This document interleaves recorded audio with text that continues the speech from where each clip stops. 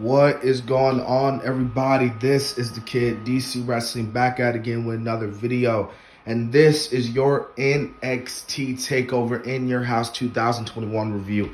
Now, before I get into this review, there is one thing I have to say. So, I might not be doing a Monday Night Raw review tomorrow. I might, but I have a very special video that's going to be coming out 12 o'clock p.m. Eastern Time. I think that this is a video that not just my, subscribers need to watch, but I think the YWC, the wrestling community as a whole, needs to watch this community because the truth has to be revealed, and it will be revealed tomorrow, Monday at noon. So be on this channel at noon because that's when the video will drop. But as far as tonight goes, even though this event was pretty predictable, to say the least, actually really predictable, this event was pretty good. The main event was really good. And then the shocker that was the shocker that was William Regal towards the end. But we're going to get into it when we get into it. We kicked off the night with Bronson Reed and MSK defeating Legado del Fantasma. I got to say, this is a pretty good opener. Loved how MSK and Bronson Reed got the win here. I thought this was a really good six-man tag team match for the North American and NXT tag team titles. There's really nothing negative I can say about this match. I would say that the crowd overall throughout this night, I wouldn't say they were completely dead, but they were kind of dead just a little bit, especially with this match. Like, I remember the opening, they were kind of like silent, but they didn't really get popping into like the end sequences of the match. But nonetheless, Bronson Reed and MSK gets the win here in what was an incredible a really good six-man tag team match opener.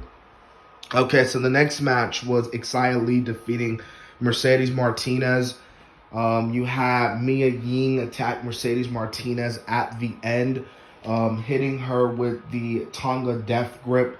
I gotta say, man, for a match, this was actually kind of boring, low-key. I think that this was the least match of the night, and heading into it, it already looked like on paper that this was going to be the least favorable match of the night. And for me, this was like, I'm good. It's cool that Xia Li did get the win here because I did predict that she gets the W, but despite all of that, there's really nothing great about this match. It was kind of boring, and Xia Li, just mostly dominated the match, and, it was for what it was worth. And then after the match, you have Xia get the win, only for her to get beat up at the end. And then you have Mia Ying come out and attack Mercedes Martinez. So, it is what it is, but at least Xia Li got the win here, so that was good. So the third match of the night was the ladder match for the $1 Million Championship between LA Knight defeating Cameron Grimes. This is a really good ladder match, by the way. I have to say, man, this wasn't your typical NXT 5-star classic. This was just a simple, pretty good story, laid down, straight to the point. I feel like that LA Knight and Cameron Grimes, I feel like this is a match, this story, this feud should have got just a little bit more recognition, especially that you have the $1 Million Championship and Ted freaking DiBiase. But nonetheless, they worked what they worked with, and LA Knight gets the win here, which was really good. I'm glad that LA Knight got the win here, and yeah, this is gonna do wonders for LA Knight in NXT. So the next match was the semi-main event for the NXT Women's Championship. Raquel Gonzalez defeating Ember Moon. I gotta say this about Raquel. I heard the press conference, and I heard that Raquel was apparently getting compared to the likes of Rey Mysterio and Eddie Guerrero. That's what I believe I heard. Now, here in wrestling, I kind of feel like that we should not be comparing these wrestlers to other wrestlers. Like, people were talking about how Becky Lynch is like our generation of Stone Cold, which is like low-key disrespectful to the greatness that is Stone Cold. But, I just had to put that out there because, and we hear it all the time. Like, in NBA, Trae Young is the next Steph Curry. Like, come on, man. Like, come on. Because it puts more pressure on these athletes. But that's a video in and of itself. But I had to get that out there. Raquel Gonzalez does get the W here. This was a solid women's match. Again, it was predictable. I do think that they're going to be going towards the route that is Raquel versus Dakota Kai in the future. So, yeah, there's really nothing else I could say. Raquel gets the win here. I don't know if this is the last time we'll see Ember Moon on NXT. I don't know if she goes back to the main roster. I don't know. But as far as tonight goes, Raquel gets the W.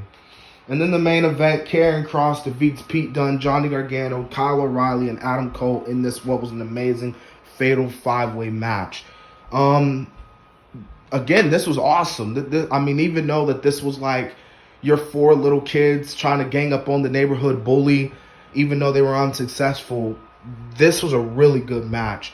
I'm really shocked that for the past few weeks, I've been seeing a lot on social media that Karrion Kross is actually getting a lot of, well, not a lot of hate, but a lot of people are saying that he's boring, he's lackluster, he's not the guy, which I honestly find quite shocking. I thought Karrion Kross was a guy that a lot of people in the wrestling community would love, but it is what it is. You have your different opinions.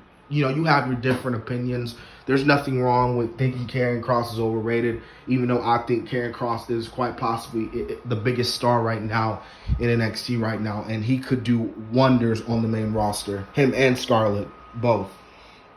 But I want to talk about the ending as well. It's also quite funny. A lot of people were talking about how Samoa Joe was going to show up, but he didn't. But, we saw the interview with, William Regal. And obviously William Regal, with the whole shakeup that's been happening in NXT, he's been talking about NXT's has been going crazy and that it's time for a change. And he walks off. So a little bit of, little bit of like thinking here, like that gets you thinking. Like, I see 2 ways with this. Number 1, William Regal obviously, quits NXT. Or maybe this is potentially leading to William Regal getting back in the ring. Probably the other route. I mean, if William Regal wrestles, wrestling on NXT, I don't know. But this is interesting.